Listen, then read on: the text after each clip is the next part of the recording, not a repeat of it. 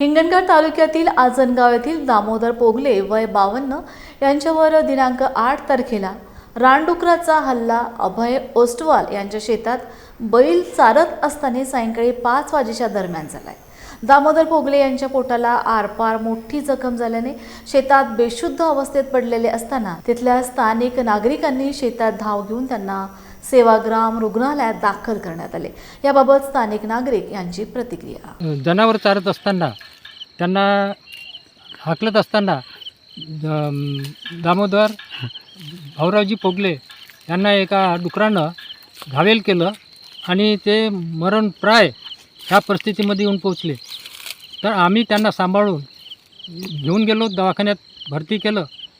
परंतु आता हे एकावर बितलं, हे माझ्यावरही सुद्धा आदल्या दिवशी ती घटना घडण्याची अवस्था होती, परंतु मी त्यातून थोडंसं बचावलो। आणि यासाठी शासनानं यासाठी काहीतरी प्रतिबंध करावं अशी आमची शेतकऱ्यांची मागणी आहे।